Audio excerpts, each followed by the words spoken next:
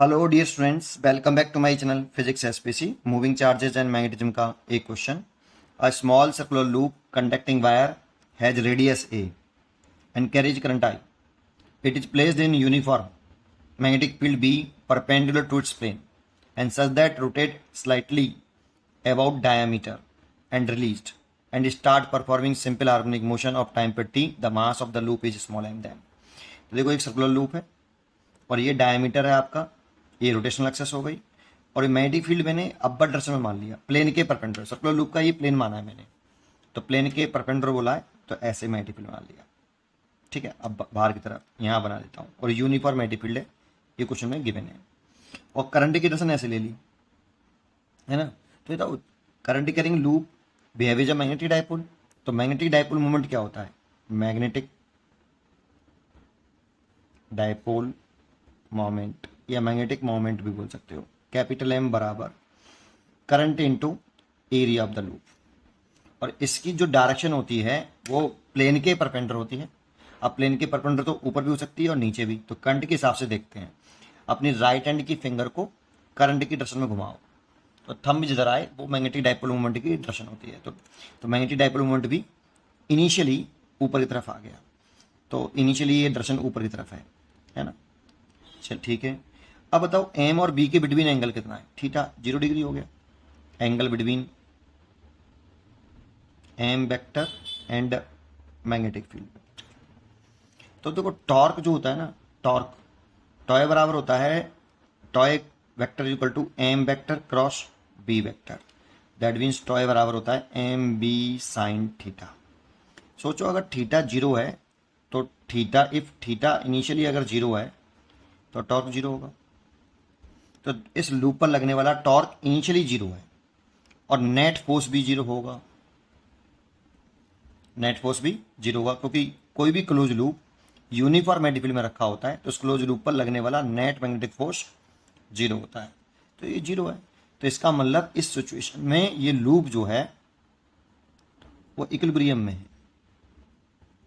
ठीक है, और इक्विलिब्रियम वाली पोजीशन से अगर हम इसे स्लाइटली रोटेट करते हैं, ऐसा बोलना है डायमीटर के अबाउट, तो इसको मैं कुछ लूप को ऐसे घुमा रहा हूं थोड़ा सा। तो देखो शुरुआत में मैग्नेटिक डाइपोल मोमेंट ऐसे है लूप का बाहर की तरफ। जब लूप को आप इस लूप को आप, ये लूप है, इसको ऐसे घुमाओगे ना तो मैग्नेटिक डाइपोल मोमेंट हमेशा प्लेन के परपेंडिकुलर होता है। तो अभी मैग्नेटिक डाइपोल मोमेंट ऐसे था और अब जब आपने ऐसे घुमा दिया तो थोड़ा सा तिरछा हो जाएगा, है ना। तो एम और बी के बीच में कुछ जो होगा वो एंगल घूम गया। कितना एंगल घूम गया?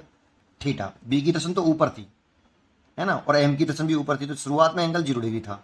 लेकिन जब बी घूम जाएगा, वो sorry M dipole moment coil rotate करोगे लूप को तो एम ऐसे घूमेगा।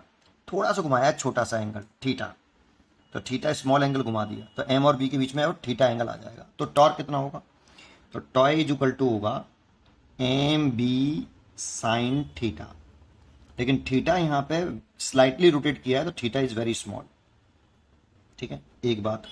लेकिन इंपॉर्टेंट बात है, देखो यहाँ पर आपने थीटा घुमाया इस साइड में है, ऐसे ऐसे घुमाया दैट, ऐसे नीचे की तरफ, और टॉर्क लगेगा एम क्रॉस बी करके। नहीं तो एम तो ये हो गया, ऐसे तिरछा कर लो, थोड़ा सा ऊपर करके दिखाता हूँ। एम क्रॉस बी करो तो एम की डायरेक्शन में ये आपकी फिंगर हो गई और बी हो गया ऊपर की तरफ, परपेंडिकुलर है वो, तो पर प्लेन के परपेंडिकुलर है ना ऐसे। तो आप इसको एम क्रॉस बी करोगे ऐसे, एम से बी की तरफ छोटे एंगल तरफ घुमाओगे तो थंब ऐसे आएगा बेटा। और देखो ऐसे घूम रहा है कॉइल, कैसे घूम रही है? ऐसे। और आपने कॉइल को घुमाया है कुछ इस तरीके से, दैट मीन्स मैग्नेटिक मूवमेंट घुमाया ऐसे। तो थीटा और टॉर्क का जो सेंस ऑफ रोटेशन है वो अपोजिट है। थीटा की डायरेक्शन और टॉर्क की डायरेक्शन एक दूसरे के अपोजिट है, इसीलिए माइनस साइन लगा लो यहाँ।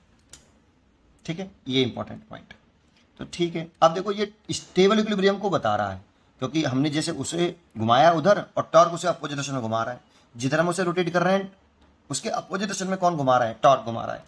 तो ये स्टेबल इक्विलिब्रियम को बता रहा है। Stable equilibrium is the example of SHM, और यहाँ पे एंगुलर एसएचएम हो रहा है। एंगुलर एसएचएम अगर थीटा वेरी स्मॉल है तो टॉय बराबर लिख सकते हो यहाँ पे माइनस का एम बी। अगर theta very small then sine theta proportional to equal to theta. Theta radian में होना चाहिए। ठीक है, तो इतना ये आ गया। अब देखो टॉय बराबर टॉय जिस एक्सेस के अबाउट घूम रहा है वो यही है बेटा। देखो जो टॉर्क की डायरेक्शन आ रही है ना, वो आपकी इस डायमीटर के एक्सेस के अलॉन्ग ही आ रही है टॉर्क की डायरेक्शन। मतलब जिस एक्सेस के अबाउट घूम रहा है उसी के एक्सेस के अबाउट टॉर्क है, होना भी चाहिए हमेशा। एक्सेस ऑफ रोटेशन टॉर्क की अलॉन्ग होनी चाहिए, ठीक है। तो टॉय बराबर इतना आ गया। टॉय बराबर कितना होता है, I alpha equal to minus का एम बी थीटा। और यहाँ पे अगर हम अल्फा की वैल्यू देखें तो अल्फा प्रोपोर्शनल टू आ गया किसके, माइनस के थीटा, जो कि एंगुलर एसएचएम की कंडीशन होती है, एंगुलर एसएचएम की कंडीशन। और एंगुलर एसएचएम जब होता है तो अल्फा बराबर होता है माइनस के ओमेगा स्क्वायर थीटा। ये एंगुलर एसएचएम की कंडीशन है। जब एंगुलर एसएचएम हो तो एंगुलर एक्सेलरेशन माइनस के ओमेगा स्क्वायर इंटू थीटा होता है। तो यहाँ पर आप अल्फा की वैल्यू पुट कर सकते हो, I is equal to minus के omega square theta is equal to minus का एम बी थीटा। तो थीटा से थीटा कैंसिल, माइनस से माइनस कैंसिल, तो यहाँ से ओमेगा निकले आया M B over I root के अंदर। ये एंगुलर वेलोसिटी निकले आई आपकी ओमेगा। और ओमेगा की वैल्यू होती है, ओमेगा बराबर होता है कितना, 2 pi upon time period. Omega बराबर कितना होता है, 2 पाई अपॉन टाइम पीरियड। तो यहाँ पर 2 पाई अपॉन टाइम पीरियड लिख सकते थे, टी इक्वल टू रूट के अंदर। ये मैग्नेटिक डाइपोल मूवमेंट है, ध्यान रखना, मास नहीं है बीच समय।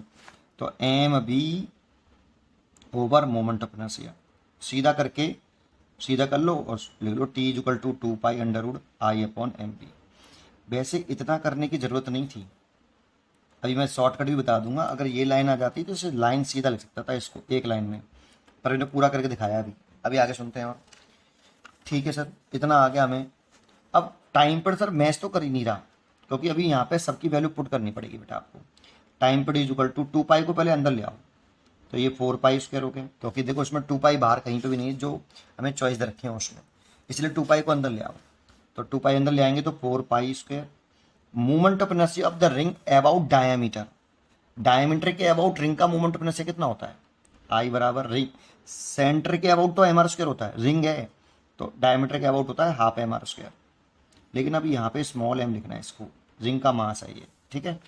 तो आई की वैल्यू पुट करते हैं यहाँ पे, तो 2 पाई पहले अंदर ले आए और आई की वैल्यू पुट कर देता हूँ, हाफ स्मॉल एम, और R is the radius, radius यहाँ पे दे रखी कितनी उसने, ए, रेडियस ए दे रखी है, ठीक है। तो half M A square over moment of inertia, ये मैग्नेटिक मोमेंट है। मैग्नेटिक मोमेंट होता है current into area, area of the loop.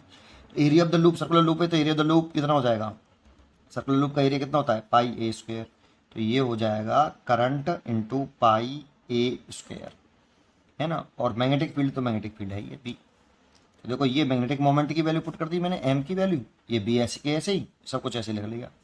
अब ए स्क्वायर से तो ए स्क्वायर कैंसिल हो गया, 1 पाई से 1 पाई कैंसिल हो गया, तो ऊपर 2 से ये 2 कट गया, तो ये ऊपर बचा 2 पाई स्मॉल एम, है ना, ओवर आई बी। इतना टाइम पर आ गया बेटा, इतना टाइम पर आ गया। तो टी इज इक्वल टू हो गया 2 पाई एम बटे आई बी, डी चॉइस हो गई। अच्छा एक छोटी सी बात बताऊँ मैं आपको, आप हमेशा इस चीज़ को ध्यान रखें आगे के लिए। देखो एक होता है लीनियर एसएचएम, ये सब एग्जाम्पल होते हैं स्टेबल इक्विलिब्रियम के। एसएचएम जितना भी है वो example of the stable equilibrium. सबसे पहले स्टेबल इक्विलिब्रियम होना चाहिए, उसके बाद उसे थीटा एंगल सब्ट्रैक्ट करोगे तो वो एसएचएम करेगा। लीनियर एसएचएम का होता है एफ बराबर माइनस का के एक्स, ये होता है लीनियर एसएचएम। अगर कभी भी ऐसी क्वेश्चन दिखे तो इसमें के को एसएचएम कांस्टेंट बोलते हैं, के को क्या बोलते हैं, एसएचएम कांस्टेंट, ठीक है। और x measure from mean position, x measure from mean position या इक्विलिब्रियम पोजीशन, ठीक है। तो इस वाले केस में जो टाइम पीरियड होता है ना, टी इक्वल टू सीधा डायरेक्टली याद होना चाहिए 2 पाई रूट के अंदर मास आएगा ओवर एसएचएम कांस्टेंट आएगा, ये फॉर्मूला होता है भाई, सीधा सीधा याद। अगर आपको ओमेगा चाहिए तो 2 पाई अपॉन टाइम पीरियड कर लो, यहाँ से ओमेगा निकल आता है, अल्फा जो भी चाहिए आप ऐसे कर लो, डायरेक्टली याद रखो टाइम पीरियड को एसएचएम में। और ऐसे ही एंगुलर एसएचएम याद रखो आप डायरेक्ट, कभी भी टॉय बराबर माइनस का के थीटा दिखे तो के फिर वही एसएचएम कांस्टेंट है, और टाइम पीरियड उस वाले केस में एंगुलर एसएचएम है वो is equal to 2 pi under root m की जगह पे moment of inertia divided by k, ऐसे आई की ये I is a moment of inertia. तो देखो यही तो लिख रहा है। अगर तुम यहाँ डायरेक्टली देखते तो इसकी कंपेयरिंग जो हमारा टॉय आ रहा है इस जगह पर वो माइनस का एम बी थीटा आ रहा है, तो एस एच एम कॉन्स्टेंट के बराबर हो गया एम बी, इसलिए टाइम पर सीधा दिखाई देता है 2 is equal to 2 pi I upon M B. एक लाइन में आपको हो जाता है, ये इतना नहीं करना पड़ता आपको। ठीक है, उम्मीद करता हूँ कि आपको ये जरूर समझ में आया होगा। पढ़ते रहिए और खुश रहिए।